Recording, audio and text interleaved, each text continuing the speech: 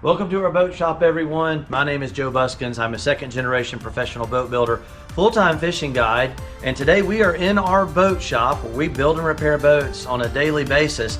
And I wanted to give you guys an overview of some of the fabrics that you're going to most likely encounter when you're working with a fiberglass repair job.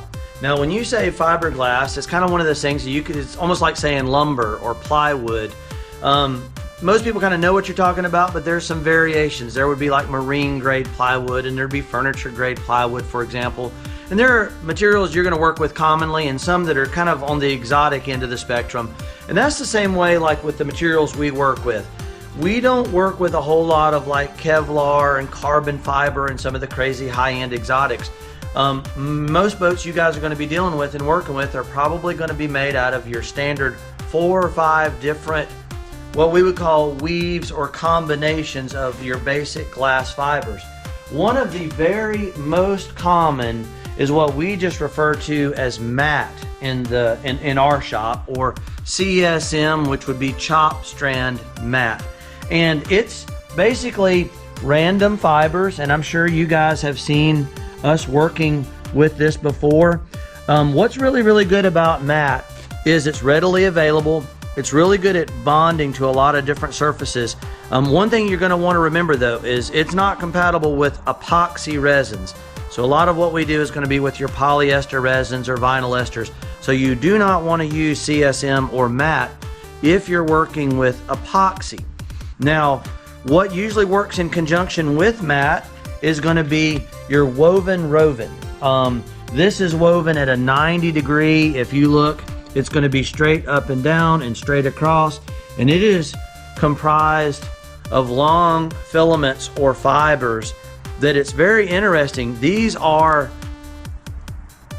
quite strong. I'm giving that about, I don't want to punch myself in the face, but what's crazy is when you abrade them, if you rub them on a surface, that's just plywood, and you can see how quickly it will cut that.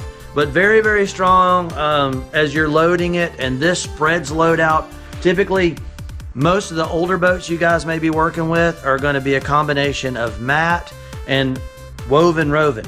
Now, as you move into the more modern fabrics, you're going to be dealing mostly with the biaxials. So what we've got here is some 1708, which is in a 45 degree pattern. And then we've got some 1808, which is in a 90 degree. If you look, the fibers and filaments. Now, what's interesting about the 1708 and 1808, if you've never worked with any glass at all, is when I was growing up and we built boats in this shop, we would use a combination of mat, roven, mat, roven. When you're working with 1708, it actually has the CSM or a layer of mat that is sewn into and with your 45 degree fabrics. Now, this is very popular, and it's actually what we use to laminate our big 29-foot hybrid bay over there. When we were doing the hull, we did a combination of 1708 and 1808, and these are essentially the same materials. They're just, one is woven in a 90 degree angle, one is woven in a 17 degree angle.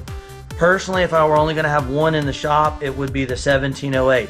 Now, what's cool about these is even though it's got the CSM or the mat in the back, it is not held together with what are called binders. If you're just using straight mat, it does not work with epoxy resins. If you're going to use 17 or 1808, it works perfectly fine with epoxy resin. So it's kind of a best of both worlds deal. Now, one of the other materials that we work with on occasion is what we call a finishing cloth. And basically, if you look at this really close, it looks like a very fine version of the woven roven, which is basically what it is. Now, we don't use a lot of this because, for one, it's very expensive. Two, when you put a layer on, it's very minimal build. So you don't get much thickness. It takes a lot of layers to get any volume of buildup. But this does work really good. Like, say, for in the past, we built some little epoxy, some stitching glue epoxy skiffs. And this works quite well with epoxy. It does not have any binders in it. You can also use it with polyester resins, but typically when we're using finishing cloth, Basically, all we're trying to do is seal the surface of like a marine plywood in like a stitch and glue application. Matter of fact, I've got a little sample piece we did in one of our previous videos where we showed fiberglassing over plywood, and I hope you can see that. You can see we've got resin coated plywood and then the finishing cloth, and it builds on a it's very, very fine, but it does a really good job of sealing the plywood up. So in the world we operate in, those are going to be your most common fabrics you're going to encounter, and there's a real good chance that if you got a boat that was built probably in the 80s or prior, it was more than likely going to be a combination of woven and chop strand mat. If you got one of the more current boats, there's a high likelihood it's a combination of the 1708 and the 1808, and very unlikely that anything other than like your little rowing shells or very, very lightweight kayaks and canoes that are built with marine plywood and a stitching glue application are probably going to have the finishing cloth or the 6-ounce. Now, what I want to show you guys are the most common tools we're going to be working with. And again, I'll start with the most common to the least common. And in our shop, we work with just a good old pair of serrated scissors. These have a very fine serration on the edge. I bought these at Lowe's or Home Depot. These are Fiskar brand, I believe. And they actually do a really, really nice job of cutting the woven. It's kind of a no muss, no fuss, not a big deal. This works really, really good if you want to shape. You can cut curves in this stuff. If you were cutting around pieces of pipe, sometimes when we're trying to lay the woven, we may cut little pleats in it that allow it to work around a radii. Now, there's also power tools that are made, believe it or not, when we're building a boat and you're cutting a lot of glass. Sometimes we cut so many pieces of glass that your hands actually get fatigued from working that scissor. And that is a Romec brand. Now there are other electric scissors. Some of them are cordless. This is corded because we're working in shop, and when we're building a boat, we may be using a lot of glass. And it's got a little rotating wheel there. And I'm gonna kind of demonstrate for you guys. It's got a little foot.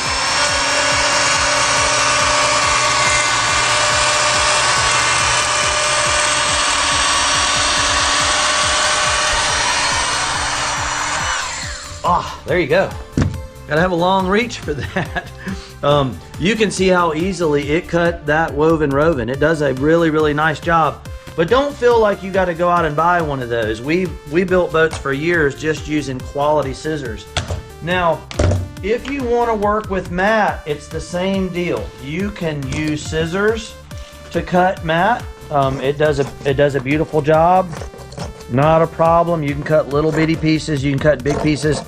Just be careful, you don't want to cut your fingers. Same deal though, you can use the corded fiberglass cutting wheel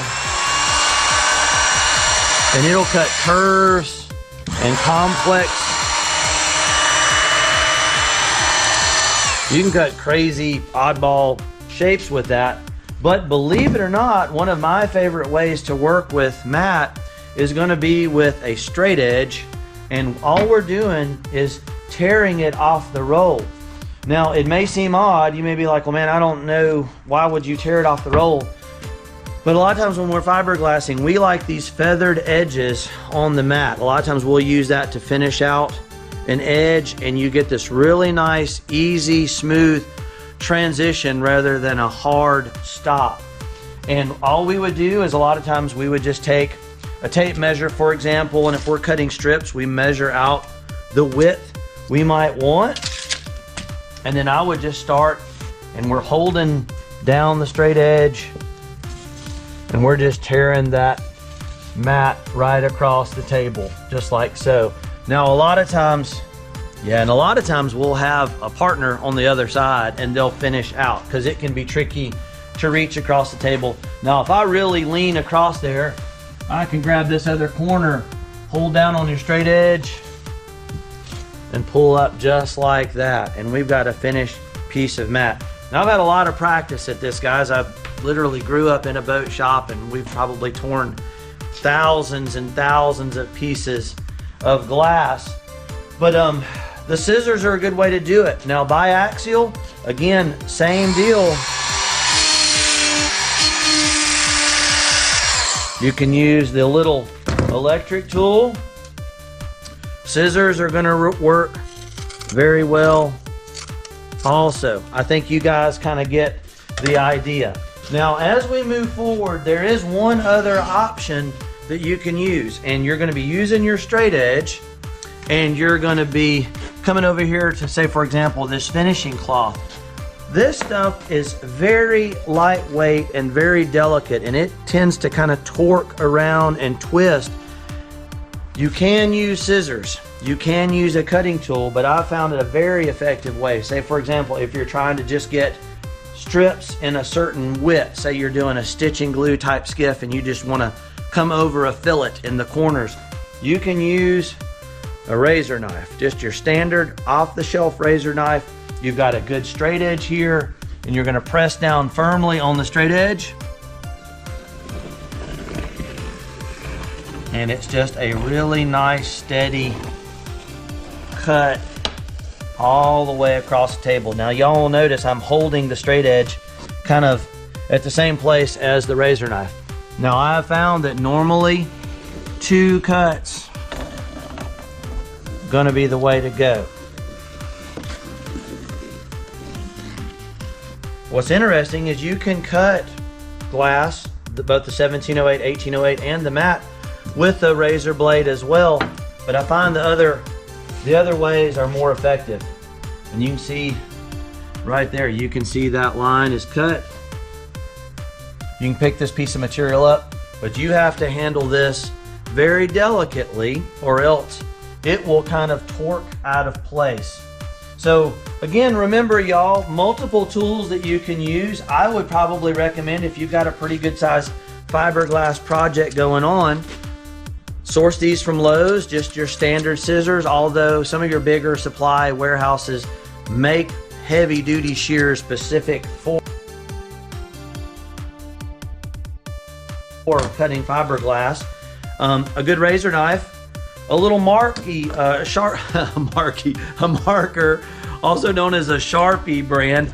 A lot of times these are really, really good for marking out where we're wanting to cut from. So if we're wanting to cut strips, we'll use that to cut across.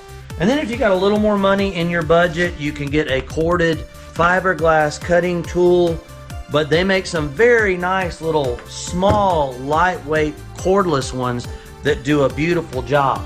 So that's kind of an overview. Obviously, we're not getting into, again, the carbon fibers and the Kevlars and the crazy exotic stuff. 99% chance this is what you're going to be working with on a day-to-day basis on your average restoration project or build. So you guys, hopefully that was helpful. If it was, and you want to see me continue to make more videos on YouTube, produce more content, the more of y'all that subscribe to the channel, give me the thumbs up, the likes, the shares. If you got a friend that's into this kind of stuff, we want to do more of it, but we can't do it without y'all's help. We genuinely appreciate you guys taking the time to watch. It's Captain Joe here with Island Marine Charters and Fish Bump TV on YouTube.